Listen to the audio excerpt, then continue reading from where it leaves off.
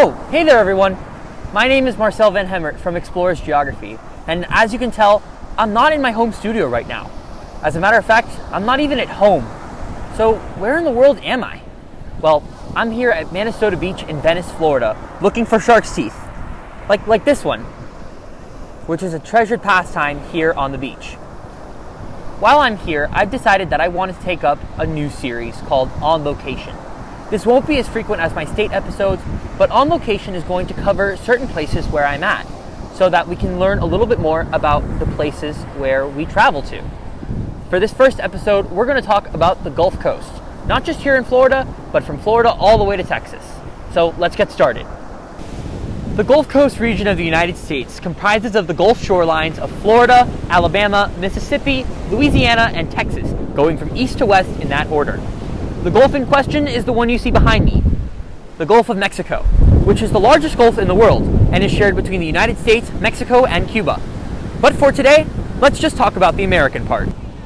When I talk about the Gulf Coast, I usually like to talk about three major cities or areas: Tampa Bay, New Orleans, and Houston. Tampa Bay is located about an hour north of where I am right now, and it comprises mainly of the cities of Tampa and St. Petersburg, Florida, the third and fifth largest cities in the state, as well as their surrounding suburbs. While right now the Tampa Bay area is most famous for its notable football acquisitions in the form of Tom Brady and Rob Gronkowski, the Tampa Bay area is a prime area for sailing and lounging, and has the famous Ybor City neighborhood, which was founded as a cigar-making area by Vicente Martinez Ybor, a Cuban-Spanish cigar maker. The neighborhood has become a tourist attraction and a trendy neighborhood of sorts. Of the three areas I talked about, this is the one that's most directly associated with the Gulf Coast, with St. Pete and her beaches lying directly on the Gulf, and Tampa on the Tampa Bay, which empties into the Gulf of Mexico. Next up, New Orleans, Louisiana. New Orleans is the largest city in Louisiana, located at the mouth of the Mississippi River. New Orleans also borders Lake Pontchartrain, which is home to the longest bridge over water in the world, the Lake Pontchartrain Causeway. The southeastern Louisiana port is one of the largest in the country and is located right along the Mississippi River, flowing right into the Gulf of Mexico. Most of you watching probably know quite a bit about New Orleans, or the Big Easy. One of the most notable things in NOLA is the French Quarter, the original New Orleans settlements along the Mississippi, and showcases the city's French influences. Unfortunately, New Orleans is below sea level, which makes them especially susceptible to hurricanes and flooding. Also, New Orleans really isn't heralded as a beach town, and there really aren't that many beachy spots on the Louisiana coast. Lastly, we come to the largest city in the Gulf Coast, Houston, Texas. Houston is the most populous city in Texas and the fourth most populous city in the U.S., and Houston is probably the least associated with the Gulf of Mexico of these three cities. However, Houston lies on the Buffalo Bayou, which does flow into the Gulf. Beyond these three, there are a number of cities of note that aren't quite as large. These include Naples, Fort Myers, Cape Coral, Sarasota, Bradenton, Panama City, Destin, and Pensacola, Florida, Orange Beach, Gulf Shores, and Mobile, Alabama, Biloxi, Gulfport, and Long Beach, Mississippi, Baton Rouge, Lake Charles, and Lafayette, Louisiana, and Beaumont, Galveston, Corpus Christi, McAllen, and Brownsville, Texas. Now that we know what's along the Gulf, let's look at the Gulf Coast itself. As I previously mentioned, the Gulf in question is the Gulf of Mexico, which is the largest in the world. Of the Gulf Coast states, Florida has the most shoreline, as all of the Panhandle and the west coast of the peninsula lie along the Gulf. Afterwards comes Louisiana, Texas, Alabama, and Mississippi. The Gulf is dotted with bays and inlets like Tampa Bay, Galveston Bay, Mobile Bay, and Appalachia Bay. The Gulf also has an intercoastal waterway, facilitating trade and travel between the Gulf Coast beach towns, opening out onto the Gulf. Many of these bays are cut off from the Gulf by barrier islands. The largest is Padre Island, located near Corpus Christi in South Texas, and Padre is actually the longest barrier island in the world. The barrier islands are natural strips of land that line both the Atlantic and the Gulf coasts, meant to protect the coastline from hurricanes or storm surge using things like sand dunes. Where I am right now, Manasota Key is a barrier island, though it was turned into one by the Gulf Intercoastal Waterway. Much of the Gulf Coast is also very swampy.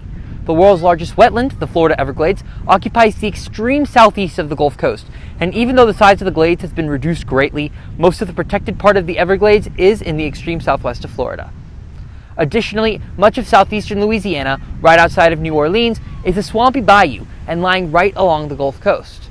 But let's talk for a minute about what happens along the Gulf Coast, physically. Because the Gulf of Mexico is very warm and it lies just north of the tropics, much of the Gulf Coast is susceptible to hurricanes, which can be devastating. Most recently, we've heard about Harvey in East Texas, Katrina in New Orleans, Michael in the Florida Panhandle, and Charlie here in the Tampa Bay area. Flooding in the low-lying areas along the Gulf is also a major issue, especially in areas below sea level like New Orleans. In rare cases, earthquakes will hit the Gulf of Mexico, many of which can be felt in cities along the coast. But the physical layout of the Gulf is part of what brought people here: industry.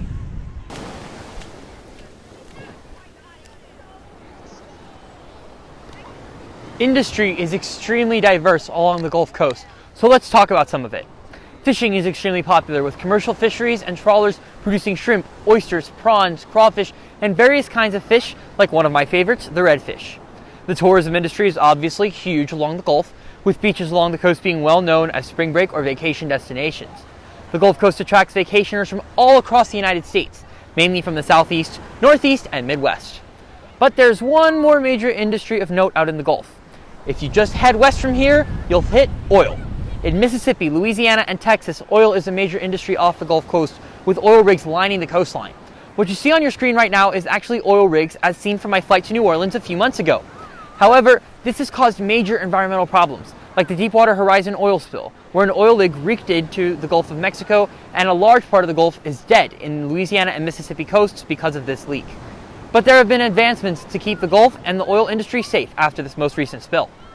So right here in front of me is a turtle nest, and while I don't know what species it is, this nest is just one of many that dots the Gulf Coast from Florida to Texas. Sea turtles are just one of the many animals that call the Gulf Coast home. You can find pelicans guarding the coast from the sky alongside seagulls, ospreys, and some rare endangered species like the roseate spoonbill or the sandhill crane. On the land, it's more standard fare, but you can find some varieties of crabs, tortoises, gators, panthers, and other cats, deer, and varied American animals. From the deep, numerous variations of sharks, whales, and dolphins roam these waters. Closer to the shore, you'll find rays and other types of native fish, shrimp, crawfish, oysters, and prawns. As you can see behind me, the sun is setting over Florida's Gulf Coast, and so too it sets on this video.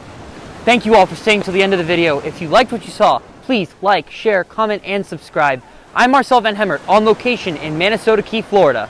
Remember to keep exploring your worlds.